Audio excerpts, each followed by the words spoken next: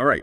Welcome to another deep dive, everybody. We love getting your source material, and you guys have really outdone yourselves this time. Yeah, this is quite the interesting text. It is, it is. We're going to be looking at Van Bundukdan today, and the topic is false speech, or as it says in the text, tage, and what happens when you stop. Exactly. We're going to be looking at 8 heavenly praises that arise from avoiding falsehood. So really, think of this as like a crash course into some really, really valuable insights on communication and its impact on the world around you and on yourself. Yeah, and it's really interesting because the text lays it out as a cause and effect.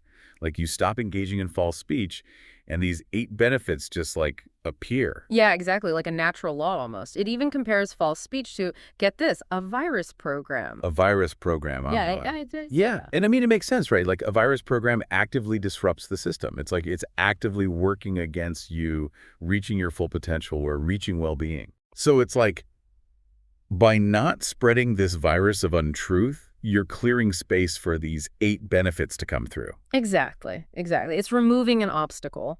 And it even, the text goes a little bit deeper and talks about frequencies. You know, different frequencies have different effects. Well, so she taking what walks. Like, you know, our thoughts even generate thought waves, right? Uh-huh.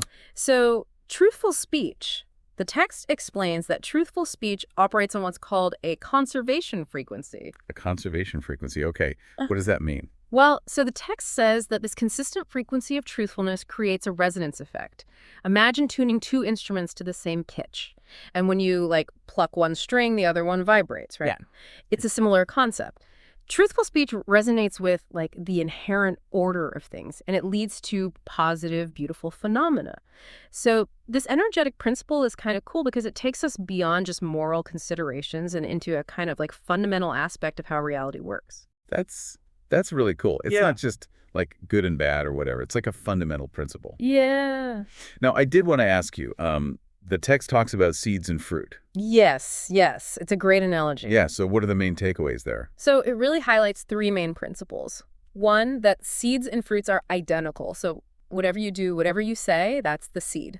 And the result is the fruit. And they're the same. Their nature is the same. Oh, okay. That makes sense. Cause and effect. Exactly. 2 is that planting one seed yields many fruits. Fanqiu. Okay. So that really emphasizes like the compounding effect, right? It's like small acts of truthfulness. They may seem small, but they accumulate and they can bring about a multitude of like positive results. Oh, that's really cool. Like one good deed just multiplies over time. Exactly, exactly. And the third principle is actions in the present have future consequences.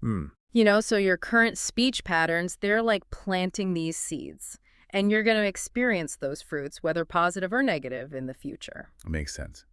Okay, so we've covered a lot of ground here. We've talked about the virus analogy, different frequencies, seeds, and fruit. Let's move on to the fruits themselves, the 8 heavenly praises. All right, let's do it. What are they? Like as listed in the text, the first 4 at least. Okay, the first 4.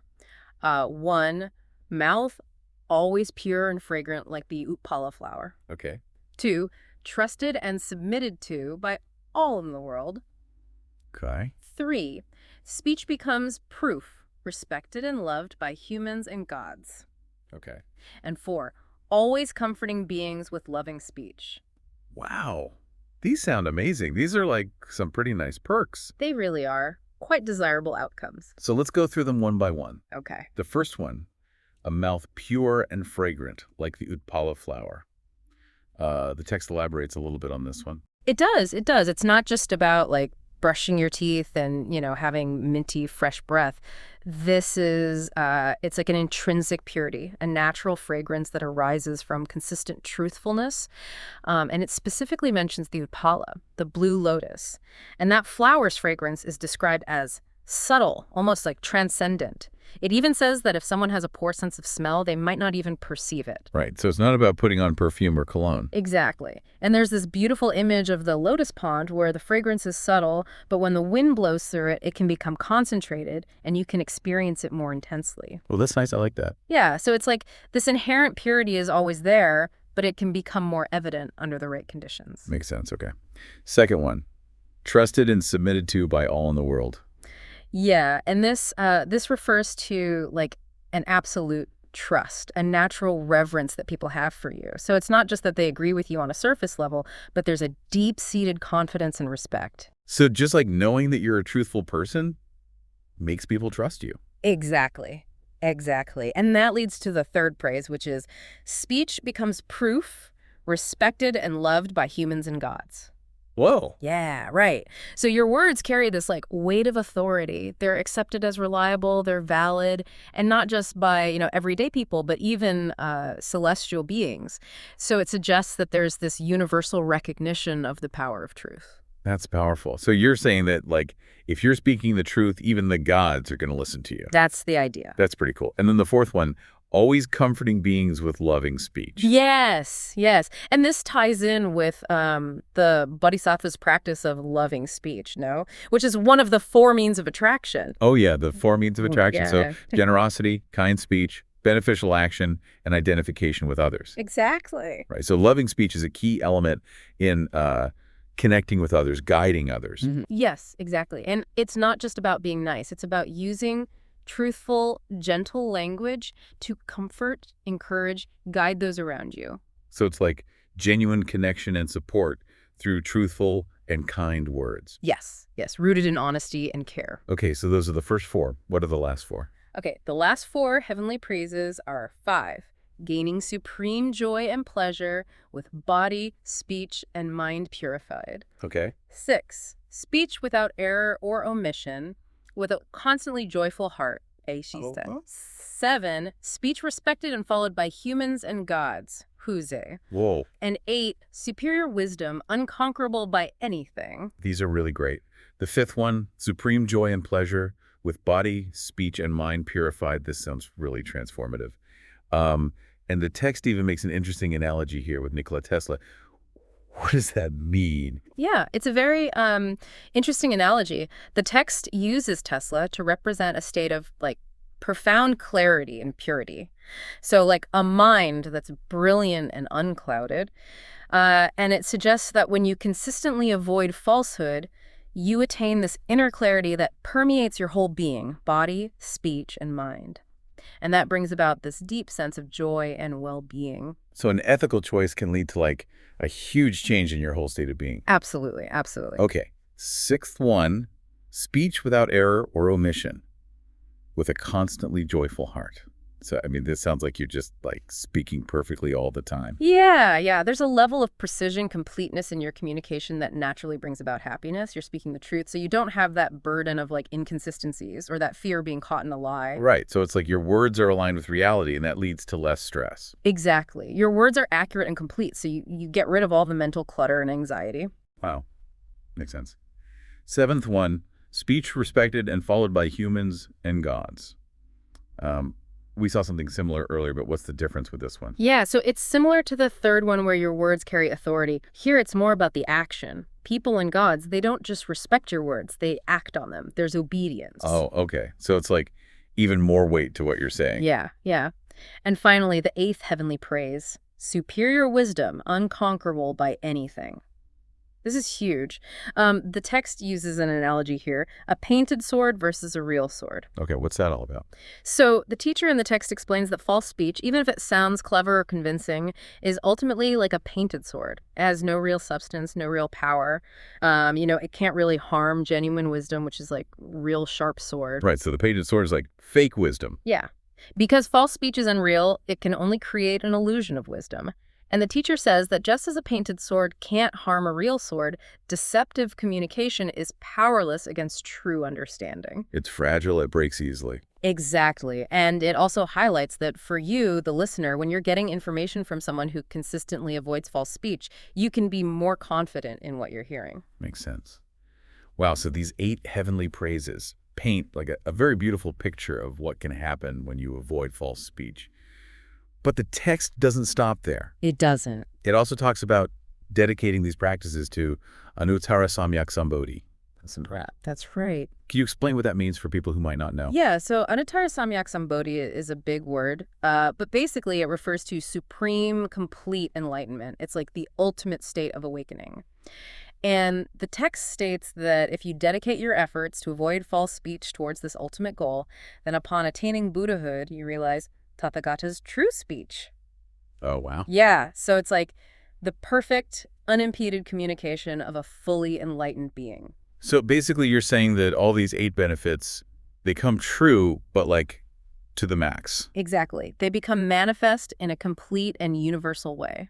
And the text talks about the meaning of Tathagata. It does. It quotes the Diamond Sutra, which defines Tathagata as without coming from anywhere nor going anywhere, achi. Okay. And it relates that to our inherent nature, being all-pervasive, achi. Right. So a Buddhist speech embodies this ultimate reality, and therefore the 8 praises manifest in a complete and universal way. So it's like by constantly practicing truthful speech, you're aligning yourself with the true nature of reality, and your speech just reflects that. Exactly. Now, the text also talks about the dangers of false speech. Oh, yes. And this is like a pretty stark warning. It is. It states that if your speech is rooted in falsehood, then everything in your future can become false and illusory. Empty and illusory. That's right.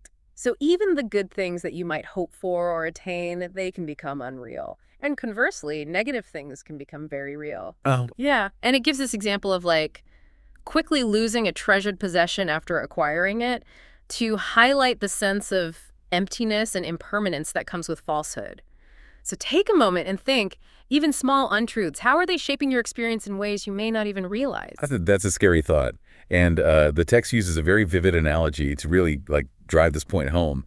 It compares false speech to poisonous snakes. Yes, very powerful imagery. Imagine someone holding 2 large venomous snakes right in front of you, fangs exposed. Would you dare to speak? I don't think so. And the text then compares the 4 types of negative speech, divisive speech, harsh speech, false speech, and frivolous speech.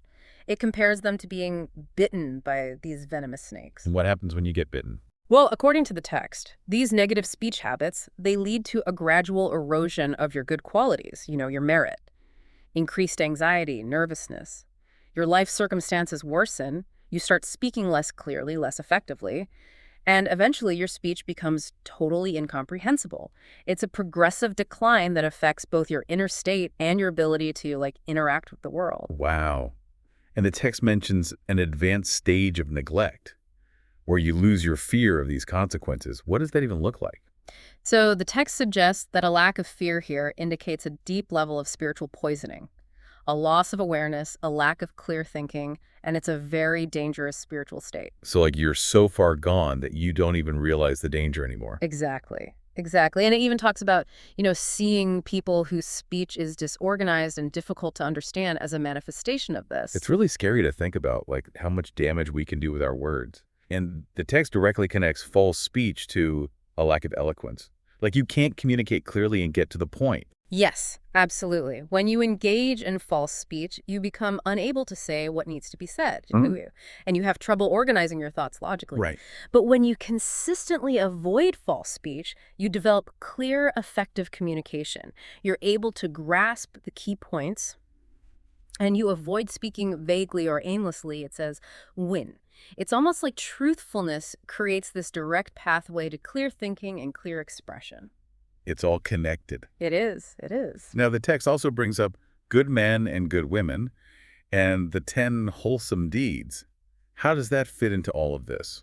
So the text points out that many Buddhist teachings, for example, those found in the Amitabha Sutra, are addressed to good men and good women, good often, and that's because the 10 wholesome deeds, which include abstaining from false speech, they form the foundation for spiritual practice. Oh.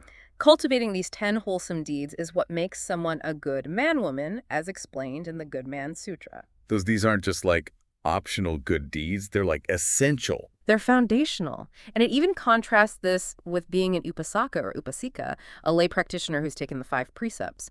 It's suggesting that the 10 wholesome deeds are a more comprehensive ethical commitment.